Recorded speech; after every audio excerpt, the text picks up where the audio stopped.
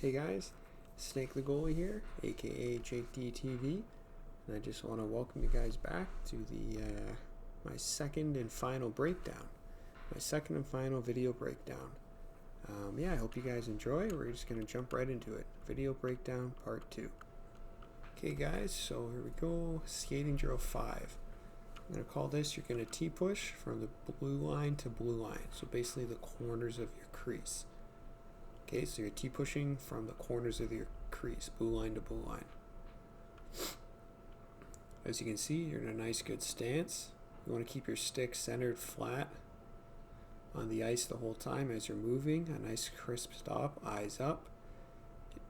You're basically simulating a pass going from D to D. Okay. So this drill is helpful for tracking D to D passes. And it's important because it helps you keep patient. You track the puck while on your feet. Now I think this is extremely important, and a lot of goalies currently in the NHL are kind of lacking, is you have to be extremely patient on your feet. You move a lot better on your feet. If you're on your knees all the whole time and your instincts is just drop to your knees as quick as you can and just stay leaning on the post as quick as you can, it can get you into some trouble. I think personally anyways, it's much better to be more patient on your feet with your T-pushes and your shuffles. Alright guys, we'll jump into the next drill, skating drill 6. You're going to T-push to an opposite post lean or reverse VH. Post lean and reverse VH are interchangeable. They're essentially the same term. They mean the same thing, whatever you guys want to call it. And this is a warm-up drill. What I would like to do as a warm-up. So you start on your post, you're going to T-push into a post lean on the opposite post. Make sure you're always looking first. Your eyes are leading the way. Nice hard drop. And so here you want to focus on hitting the post with your toe, ideally. Toe of your skate blade, and then inside of your pad is like acceptable as well. And you always want to make sure you're looking and rotating properly, allowing you to seal that post correctly. That's what's important too. That little eyes, which leads to your body rotating, is going to allow you to push back to that post and seal it properly, as opposed to not rotating. As you can see, when I stop, I have that slight little rotation that helps me out tremendously, getting back to that post and squaring up nice and easy. So extremely important. You're going to use your core and you're going to be rotating a lot as a goalie. It's kind of like your directional indicator, I guess. You're rotating. It's all about helping you square up to the post and squaring up in certain situations. So nice simple warm-up drill. Alright guys, moving on to skating drill 7. Butterfly push side to side. Pretty simple, but a few things you guys are going to have to keep in mind. So skating drill 7, butterfly push side to side. Start in a nice butterfly. You start pushing side to side. Seems pretty simple. But what's really important is your hands. Your hands have to be quiet and your hands have to be in front of you. Okay? You got to be off your butt. You don't want to be leaning back on your butt when you're moving. Anything actually as a goalie. You want to keep your hands in front of you. You want to keep them quiet and in front of you. You want to keep your stick centered while you're sliding. And you want to push with the balls of your feet / toes. You don't want to push with the heels of your feet. Very important. You want to push with the balls. This will help keep you square. Okay? So, like I was saying before, if you have your hands sucked in behind you, all your weight's going to be on your ass. And when all your weight's on your ass, you're going to want to fall over on your butt. It's going to make it a lot harder to slide and do anything as a goalie. So you want to keep your elbows bent, calm, and hands in front of you. Okay, your hands are like steering wheels on a car or on a ship. Okay, and they travel together in one unit, ideally. So if you're sliding to your glove side, you don't want your blocker hand trailing behind you, because you have one wheel turning to the left, one wheel turning to pulling you back to the right. What kind of motion are you going to have? You're not going to really go anywhere. You want to have both wheels turning in the same direction. So keeping your hands still, calm, and in front of you is going to help out tremendously with sliding. Moving on to skating drill 8, continuing with butterfly push, but this time it's going to be in a triangle pattern. So you're going to be butterfly pushing in a triangle pattern. Alright guys, here we go. Same idea, butterfly push, use the toes, balls of your feet, hands in front of you. Going side to side, that's the top of the triangle, going across, back to the top, back to the same way, down and across. I slip here a few times, but that's alright. Try to use your toes, balls of your feet. Hands are nice and quiet. It's making it a lot easier to change directions. Nice, quiet hands.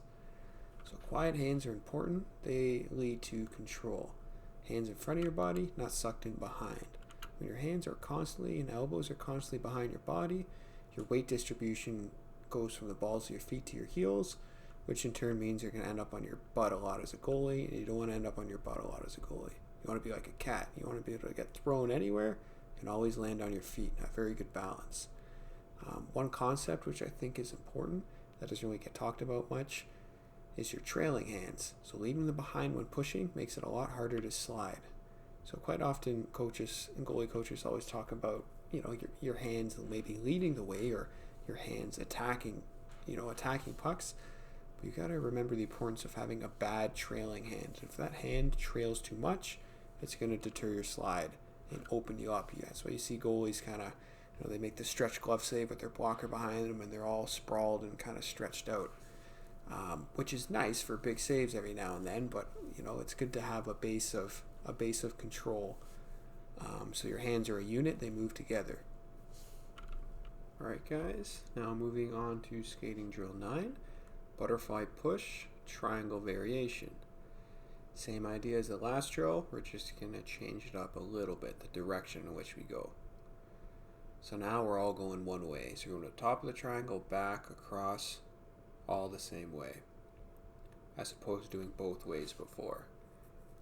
Again, I'm going to sound redundant, but keep the hands quiet still in front of you, and it's going to help a lot with your control in this drill. Now I'm doing the same thing, I'm just going the other way. So top of the triangle, back down, across.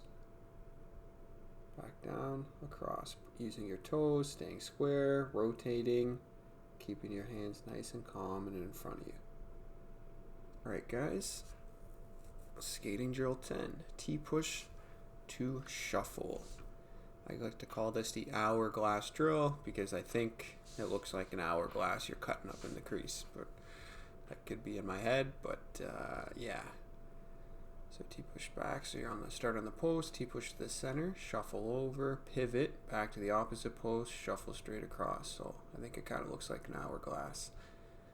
Important things to keep in mind, keep that stick centered, eyes up, nice hard stops when you're going post to post.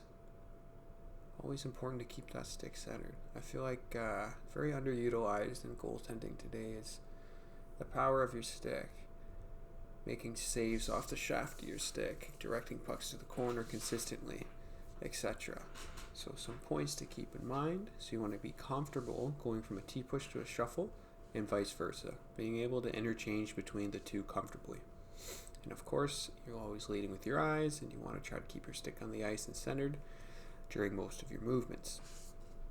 And the importance of pivoting to give yourself a proper angle back to the post. Just like when you're on your knees and you got to rotate to square up to the post to go for a lean or to make a slide, same idea with the pivot. You gotta, very hard to do that drill without that pivot to go back to your opposite post. It's like a directional indicator. It's going to help you square up in a lot of situations and help you square up going to the post. Pivoting when you're on your feet and rotating when you're on your knees. Alright guys, moving on to the last two skating drills. This one is just a T-push and it's a footwork drill. So these last two drills are going to be more about increasing your foot speed and agility. So obviously these pucks are pretty close together. In a perfect world you're going to shuffle them. T-pushes are, better utilized for longer distances, but this drill is all about increasing your agility and helping to refine your T-push. So you're drilling for speed and agility here. Try to keep good form with your stick centered and eyes up and proper stance, etc. when you're doing these drills. So even though it's about agility, you don't want your whole form and your control and your base to fall apart. Okay, so you guys, the idea is to, do this maybe at the end of every practice to help refine and increase the overall power and just crispness of your skating. So here it is again. So short little T-pushes, quick snaps of the feet, nice hard stops, try to keep your eyes up. Yeah. Now moving on to the final skating drill. Skating drill 12, the 7-puck control drill. Now there are many variations. You can get creative here with what you want to do. But the basic principle is you got 7 pucks and all of them are a little bit farther away from the last one. So you're pushing yourself. You're pushing your skating to the limits. You're pushing your shuffles to the limit. And then the last 2, I throw in T-pushes here. If you really wanted, I guess you could shuffle the last 2 if you're capable of it, but I like to do T-pushes on the last 2. Like I was saying earlier, you can get creative with it. You can throw in some slides. But the whole idea is have the pucks gradually farther away from one another to help push yourself. So as I was saying, the pucks are slightly further than the last one. And this is all up to your own discretion, guys. You can start with small distances and you can slowly increase over time. So it helps going to increase your power and efficiency of your shuffle. And not just your shuffle, actually, of any skating. You throw in your T-pushes, your shuffles, your slides over time. So I guess these drills are more for, increasing the power and less technical as the other ones. Great drills to do at the end of practice. And you know what? That's about it, guys. That concludes the last and second half of my original video breakdown. I just want to thank you guys for watching. Thank everyone that's watched my videos, and fortunate enough to have the few people that have actually subscribed to my channel. I really appreciate it, and I hope these videos are helpful because I really enjoy teaching, and I feel I have a lot of hockey goalie knowledge, and I'd like to pass it on to people. Don't be afraid to comment and let me know what you think. I'm going to make another kind of a vlog video soon, just addressing the channel and where I want to take it. Because, I haven't played hockey goalie in like 4 years, so I don't have as much access to those resources, such as a rink, to go out and film and be on the ice every day. So obviously, in hindsight, I should have done more videos back when I was still playing. But that being said, I still have a lot of knowledge and a passion for teaching. So I'm sure there are other ways I can make this channel effective. But thank you again, guys, so much for watching, and stay tuned for another upcoming video.